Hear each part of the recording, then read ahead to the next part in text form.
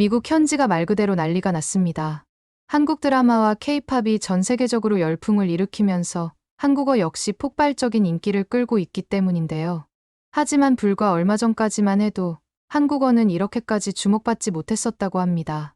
분명 소수의 몇몇 학생만으로 진행되던 한국어 수업이 이제는 미국 고등학교에 정규 편성되었고 수강 신청 경쟁이 치열한 나머지 대기자 명단이 꽉 찰 정도라고 하는데요. 그럼 미국에서는 지금 대체 어떤 일이 벌어지고 있는 건지 함께 알아보러 가실까요? 잠깐 1초 만에 누를 수 있는 좋아요 버튼만 눌러주시면 영상 제작에 큰 힘이 됩니다. 안녕하세요. 저는 시카고에 살고 있는 제니퍼입니다. 40대 초반의 평범한 직장인이자 두 아이의 엄마예요. 제가 사연을 작성한 이유는 최근 저희 가족에게 생겨난 엄청난 변화 때문인데요. 이것들이 저희 삶에 들어오면서 정말 많은 것들이 달라졌거든요. 이렇게 저희 삶이 달라지게 된 계기에 대해 자세히 말씀드리려고 합니다. 우선 저희 가족을 소개해 드릴게요. 저는 대기업에서 마케팅 팀장으로 일하고 있어요. 남편 마이클은 대형 로펌의 변호사로 일하고 있고요. 저희 둘 다 소위 말하는 엘리트 코스를 밟아온 사람들이에요. 첫째 딸 엠마는 16살 고등학생이고 둘째 딸 소피아는 5살 유치원생이랍니다. 사실 저희 부부는 엠마와 소피아도 저희처럼 전형적인 엘리트 코스를 걸어갔으면 했어요. 특히 엠마에 대한 기대가 컸죠. 엠마는 어릴 때부터 공부를 정말 잘했거든요. 초등학교 때부터 영재 프로그램에 참여했고 중학교 때는 수학 올림피아드에서 상도 심심치 않게 타오더라고요. 당연히 아이비리그에 가서 로스쿨이나 의대 아니면 MBA 과정을 밟을 거라고 생각했어요. 그게 저희가 생각하는 좋은 길이자 안정된 미래였으니까요. 그런데 작년부터 엠마의 학교에서 한국어 수업을 정규 과목으로 개설하더군요. 처음엔 별 생각 없었어요. 외국어 하나쯤은 더 배워서 나쁠 게 없잖아요. 그리고 대학을 지원할 때 도움이 될 수도 있는 거고요. 그때만 해도 이게 저희 가족에게 그렇게나 큰 나비 효과를 만들 거라고는 상상도 못했답니다. 학교에서 한국어를 배운 엠마는 시간이 지날수록 한국어에 푹 빠져버리더군요. 옆에서 지켜보던 저도 처음엔 그저 새로운 언어가 신기하니까 단순 호기심에 그렇게 빠져들었다고 생각했어요. 하지만 엠마는 거기서 그치지 않더군요. 다른 걸 제쳐두고 한국어 공부에 몰두하는 시간이 늘어나고 한국 드라마를 보기 시작하고 K-팝을 듣기 시작했거든요. 심지어 어느 날은 갑자기 책을 사야 한다면서 돈을 달라길래 무슨 책을 사오나 했더니 한국 음식을 만들어 보겠다는 생각으로 레시피 책까지 사는 거 아니겠어요? 레시피 책으로는 모자랐는지 유튜브까지 참고하면서 저희한테 김치찌개, 불고기, 비빔밥 같은 음식들을 직접 만들어서 대접하기도 했죠. 저는 그때까지도 흔한 사춘기의 반응이라고 생각했어요. 아무래도 저런 사춘기 시절에는 특이해 보이는 뭔가가 있으면 거기에 푹 빠지기 마련이잖아요. 저도 제 고등학교 시절을 떠올려 보면 저도 특이해 보이는 밴드나 영화에 갑자기 푹 빠졌다가 시간이 지나면서 금방 식었거든요. 하지만 엠마는 더 깊어지면 깊어졌지 저와는 확실히 다르게 시간이 지났다고 식지는 않더군요. 왜냐하면 한국어에서 그치지 않고 한국의 역사, 문화, 사회 전반에도 관심을 갖기 시작했으니까요. 오죽하면 현대 한국의 역사까지 공부하는 거 있죠. 한국의 정치체제, 교육 시스템, 기업 문화 등에 대해서도 관심을 가지고 조사하기 시작했어요. 심지어 한국의 철학이나 종교에 대해서도 알아보더라고요. 불교, 유교, 샤머니즘 같은 것들이요. 저는 이쯤부터 슬슬 불안해지기 시작했습니다. 얘가 이러다가 어느 날 갑자기 한국에서 살겠다고 하면 어떡하나 싶었거든요. 누가 봐도 한국으로 이민 가서 살기 위해 준비하는 사람 같잖아요. 그러던 어느 날 엠마가 저희에게 충격적인 말을 하더군요. 바로 대학에서 한국학을 전공하고 싶고 졸업하면 한국에서 살고 싶다는 말이었죠. 결국 제가 걱정하던 일이 실제로 벌어졌고 순간 멍해졌습니다. 저희가 그동안 생각해온 엠마의 미래와는 너무나 다른 모습이었거든요. 아이비리그에 가서 법학이나 의학을 공부하고 미국에서 성공적인 커리어를 쌓아가는 모습을 상상했는데 갑자기 한국학을 전공하고 한국에서 살겠다니 이건 정말 예상치 못한 일이었어요. 당연히 저희는 반대했습니다. 엠마, 넌 훨씬 더 좋은 길을 갈 수 있어. 법대나 의대에 가면 얼마나 좋겠니? 내 실력이면 하버드나 예일 때도 충분히 갈 수 있는 걸 잘 알고 있잖아. 라고 말했죠. 한국학을 전공하면 미래가 불안정할 거라고 취업도 어려울 거라고 설득했어요. 하지만 엠마는 굽히지 않더군요. 이렇게 사는 게 자기가 원하는 삶이라면서 한국학을 공부하면서 외교관이 되는 게 꿈이라고 얘기하는데 그 눈빛이 얼마나 진지한지 저도 엠마를 여태 키우면서 몇 번 보지 못했던 눈빛이었습니다. 그래도 저희 입장에서는 도저히 엠마의 보장된 성공을 포기하기는 어려웠고 그날 이후로 저희 집은 매일 전쟁터 같았어요. 식사를 할 때마다 엠마와 저 사이에서는 의견 충돌이 끊이지 않았죠. 그런데 이때 제가 되게 억울했던 게 뭔 줄 아세요? 분명 남편 마이클도 초반에는 옆에서 제가 하는 말을 거들어주더니 나중에는 오히려 자식 이기는 부모 없으니 그냥 냅두라고 하는 거 있죠? 저는 엠마가 큰 실수를 저지르고 있다고 생각했어요. 한국어나 한국학에 잠깐 빠져서 그쪽 진로로 나간다고 한들 그게 무슨 미래가 있는지도 이해가 안 됐고 그냥 일시적인 관심사일 뿐이라는 생각이 머릿속을 가득 채웠죠. 시간만 지나면 현실을 깨달을 거라는 확신이 있었습니다. 그러던 어느 날 엠마의 친구 스칼렛이 저희 집에 놀러 왔습니다. 스칼렛을 잠깐 소개해드리면 스칼렛은 엠마와 함께 상위권을 다투는 우등생 친구예요. 스칼렛도 워낙 성적이 좋다 보니 전국 수학 경시대회에서 상까지 받은 아이죠. 아무튼 스칼렛과 엠마 둘이서 대화하다가 자연스럽게 한국 얘기가 나오면 당연히 스칼렛이 엠마를 말릴 줄 알았어요. 누가 봐도 엠마의 실력이 아까운 게 사실이었으니까요. 하지만 스칼렛이 집에 오자마자 엠마는 스칼렛의 손을 잡고 바로 거실로 데려가더라고요. 무슨 일일까 싶어서 엠마와 스칼렛을 쳐다봤는데 엠마가 진짜 놀라운 걸 보여준다면서 스칼렛을 소파에 앉혀놓고선 TV를 켜는 게 아니겠어요? 사실 저는 TV 보는 게 뭐가 그리 놀랄 일인가 싶어서 대수롭지 않게 부엌으로 가려고 하는데 스칼렛이 소리를 지르더니 이거 도대체 어떻게 한 거냐고 엠마를 흔들면서 물어보더라고요. 그러면서 한국에서밖에 볼 수 없는 스위트홈 시즌3를 도대체 어떻게 미국에서 볼 수 있는 거냐고 자기도 알려달라면서 조르더군요. 엠마는 뿌듯하다는 듯이 씩 웃으면서 스칼렛한테 서프샤크 VPN을 사용하면 가능하다고 하는 게 아니겠어요? 서프샤크 VPN을 사용하면 다른 국가의 넷플릭스 영화나 드라마를 자유롭게 볼 수 있고 하나만 구독해도 제한 없이 장치 접속이 가능하다고 하면서 나중에 아이패드를 가져오면 로그인 해주겠다고 하더라고요. 스칼렛은 엠마가 하는 소리를 듣더니 펄쩍펄쩍 뛰면서 뭐 먹고 싶냐며 좋아하더군요. 도대체 한국 드라마가 얼마나 재밌기에 아이들이 저렇게 좋아하는지 어이없으면서도 저조차도 호기심이 생길 정도였다니까요. 엠마는 지금 이벤트 때문에 아래 설명란에 있는 서프샤크 링크를 클릭하거나 프로모션 코드 터칭 스토리를 입력하면 서프샤크 VPN에서만 제공하는 독점 할인 혜택과 더불어 24개월 구독 시 4개월 추가 이용 혜택까지 받을 수 있다고 하더라고요. 30일 이내에는 환불이 보장된다고 하니 여러분들도 이 좋은 혜택들을 놓치지 않으셨으면 해요. 아무튼 TV를 보던 엠마와 스칼렛은 이번 주말에 케이콘에 같이 가자고 하는 거 있죠? 애들끼리 말하는 걸 듣지 말아야겠다 싶으면서도 이상하게 귀 기울이게 되더군요. 케이콘이 뭔지 몰랐던 저는 검색을 해봤고 알고 보니 케이콘은 한국 문화축제를 의미하는 거였습니다. 아이들이 이렇게까지 얘기하는 걸 들은 저는 그때 처음으로 뭔가를 놓치고 있을 수도 있겠다는 생각이 들더군요.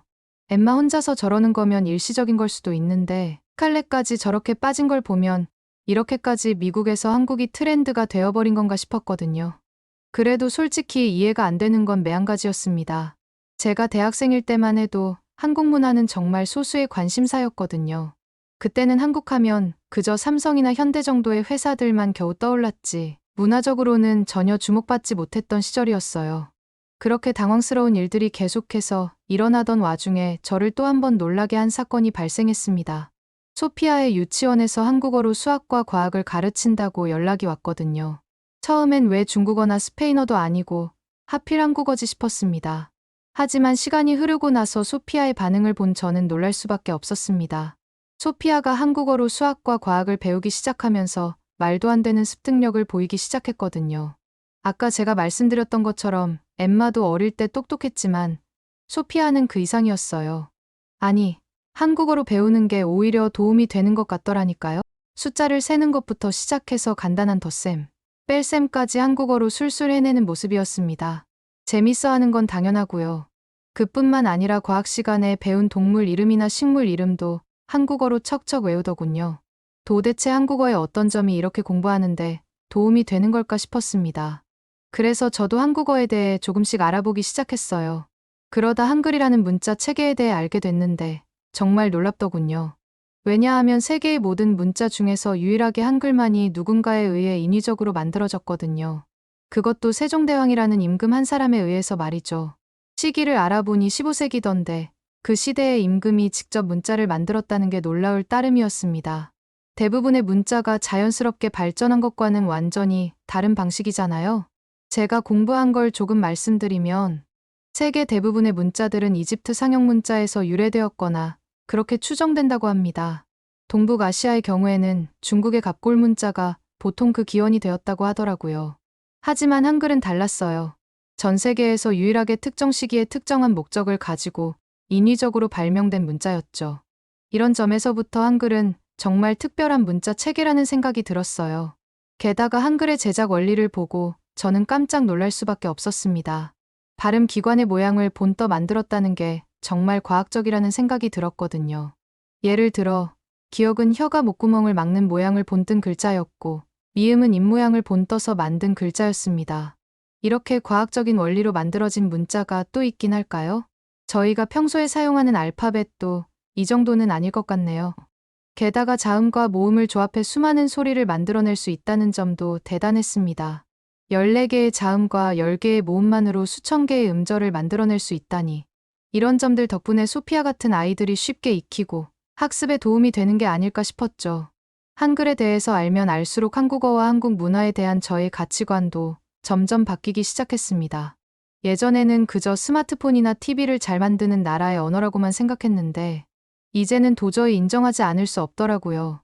특히 요즘 SNS 영상들을 보면 젊은 세대들 사이에서 한국어 표현들이 자주 쓰이던데 정말 한국어의 위상이 많이 높아졌다는 게 실감났습니다. 그렇게 한국에 대해서 좀 더 열린 마인드로 대화를 하다 보니 오랜만에 의견 충돌 없이 엠마랑 대화를 할 수 있었습니다. 그러다가 엠마네 학교에서 한국어 수업이 처음 도입되었을 때 이야기를 들었는데 이 과정이 참 신기하더군요. 엠마 말로는 처음에는 50명 정도의 학생들만 수강 신청을 했대요. 하지만 수업이 시작되고 얼마 지나지 않아 입소문이 퍼지면서 더 많은 학생들이 관심을 보이기 시작했다고 하더군요. 특히 인상 깊었던 건 학생들이 단순히 언어만 배우는 게 아니라 한국 문화 전반에 대해 깊은 관심을 보였다는 거예요. 엠마처럼 말이죠. K-팝은 물론이고 한국 음식, 전통 의상, 명절 문화 등 다양한 방면에 대해 배우고 싶어 한다는 거 아니겠어요? 심지어 일부 학생들은 한복을 입어보고 하회탈이라는 탈도 만들어보는 식의 체험활동도 했다고 하더라고요. 엠마는 이런 활동들이 단순히 재미있었다는 것을 넘어서 서양 문화와는 완전히 다른 한국 문화만의 독특함과 매력을 느낄 수 있는 기회였다고 했습니다. 아무래도 학생 때 이런 경험들이 쌓이다 보면 세계관을 넓히고 다양성을 이해하는데 큰 도움이 될 것 같긴 하더군요. 예를 들어 엠마와 친구들이 대화할 때 대박, 어떻게 같은 한국어 표현들을 자연스럽게 쓰는 모습이 보이던데 사실 처음에는 이해가 안 되긴 했지만 점점 그 의미를 알게 될수록 한국어의 표현력이 정말 풍부하다는 걸 깨달았죠. 또 한국 문화가 미국 사회에 끼치는 영향도 점점 커지고 있더군요. 당장 길거리만 나가보더라도 가게에서 BTS나 블랙핑크의 노래를 틀고 있는 데다가 한국 식당들이 늘어나고 한국 화장품 브랜드까지 인기를 끄는 모습을 심심치 않게 볼 수 있으니까요. 이쯤 되니 단순히 일시적인 유행이 아닐 수도 있겠다는 생각이 들었습니다. 그러다 보니 자연스럽게 엠마의 꿈에 대해 다시 생각해보게 됐어요. 엠마가 정말 한국어와 한국 문화를 사랑한다면, 그리고 그게 엠마의 진정한 꿈이라면 제가 그걸 막을 이유가 있을까요? 오히려 응원해주는 게 맞지 않을까 싶은 생각이 점점 들기 시작했습니다. 그러던 중에 얼마 전에 갔던 친구들 모임에서 듣게 된 얘기가 있어요. 사실 이 얘기가 아직까지 머릿속을 맴도는데요. 아무튼 말씀드려볼게요. 친구들 자녀들 중에 공부를 정말 잘해서 하버드대랑 예일대를 입학한 친구들이 있었거든요. 저는 그 친구들한테 요즘 엠마가 한국어에 푹 빠져서 살고 있는데 한국어를 배우려고 한국어학과까지 가려고 한다면서 일본어나 중국어도 아니고 굳이 왜 한국어를 배우려고 하는 거냐고 말했다가 정말 큰일 날 뻔했다니까요. 그 말을 들은 친구들이 저를 어이없다는 듯이 쳐다보면서 저한테 요즘 세상 돌아가는 걸 어떻게 그렇게 모르냐고 핀잔을 줬거든요. 그러면서 최근 하버드대랑 예일대에서는 한국어와 한국문화 수업이 따로 생겼다고 하더군요. 심지어 수학여행을 한국으로 갈 정도로 한국이 인기가 많다는 얘기까지 해줬습니다.